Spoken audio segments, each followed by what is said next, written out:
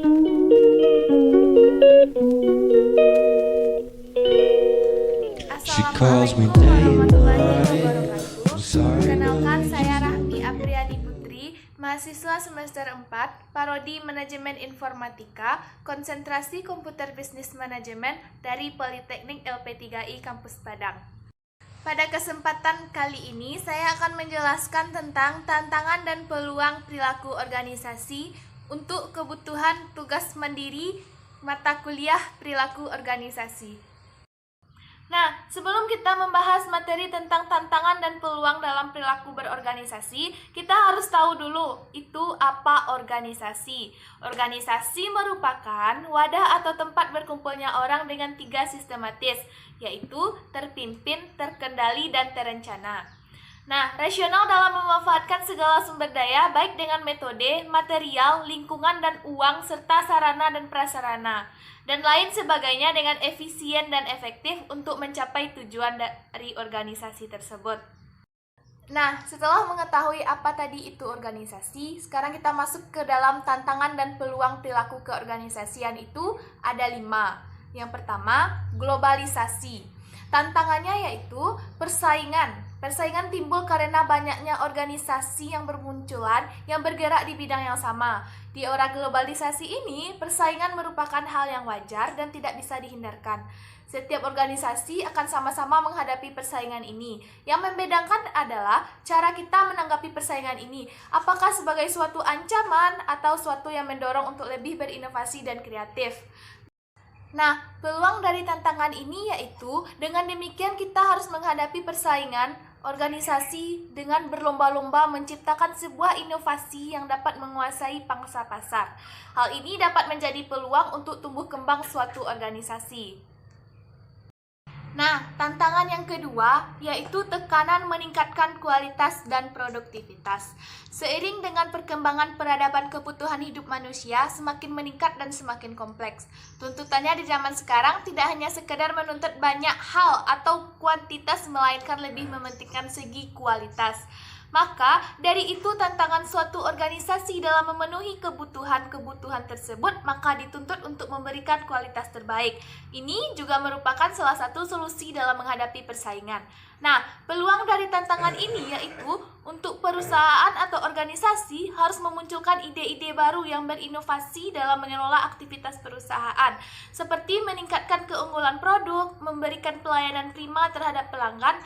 Dengan begitu, perusahaan atau organisasi memiliki daya saing yang tinggi. Yang ketiga, keragaman tenaga kerja. Tantangannya yaitu, di Indonesia ini keragaman tenaga kerja bersifat terbatas, terutama yang agak menonjol adalah perbedaan berdasarkan jenis kelamin dan usia. Namun, perusahaan Indonesia harus siap dalam mengantisipasi keragaman tenaga kerja dalam rangka globalisasi. Karena keragaman akan meluas dengan masuknya modal asing, yang berarti juga masuknya tenaga kerja asing dari berbagai etnis atau bangsa. Nah, peluang dari tantangan ini adalah di dalam keragaman tenaga kerja, maka perusahaan atau organisasi harus bersikap adil atau tidak diskriminatif demi mencapai tujuan. Perusahaan atau organisasi tersebut adalah peraturan-peraturan yang dibuat dalam perusahaan atau organisasi harus dipatuhi oleh semua pihak yang berada di dalamnya tanpa membeda-bedakan satu dengan yang lainnya. Yang keempat, peningkatan kualitas dan produktivitas. Tantangannya yaitu semakin intelektual dan pribadi suatu pekerjaan, maka semakin sulit pula mencapai peningkatan. Rendah dalam sektor jasa dikaitkan dengan peningkatan aktivitas yang rendah produktivitasnya dalam sektor jasa. Termasuk di dalamnya adalah aktivitas yang sebelumnya bukan merupakan bagian dari bisnis, serta tempat penitipan anak, penyimpanan makanan, pembersihan rumah, dan jasa binatu. Kegiatan ini telah dipindahkan keluar dari rumah dan masuk ke dalam ekonomi sejalan semakin bertambahnya wanita yang terjun di dunia kerja. Aktivitas ini terdampak pada produktivitas yang rendah dan terukurnya sektor pada jasa. Walaupun sesungguhnya produktivitas meningkatkan karena aktivitas ini lebih efisien dan peluang dari tantangan ini, untuk itu perusahaan atau organisasi harus memiliki rencana yang matang agar dapat memberikan arah terhadap perusahaan atau organisasi. Manajemen harus efisien menerapkan prinsip POAX di dalamnya. Meningkatkan produktivitas tidaklah mudah, tetapi tidak mustahil dong untuk diterapkan. Nah, setidaknya ini bisa mendorong organisasi dapat berpikir jauh ke depan. Nah, yang kelima atau yang terakhir yaitu meningkatkan perilaku etis atau etika. Tantangannya yaitu setelah tanggung jawab dasar terpenuhi, organisasi harus berusaha memenuhi tanggung jawab sosialnya. Organisasi kemudian dapat memenuhi tanggung jawab etika dengan melakukan hal-hal yang bernilai tetapi tidak hukum. Tanggung jawab kebebasan memilih pada masa sekarang, mungkin pada masa datang, atau menjadi tanggung jawaban etika dan sosial.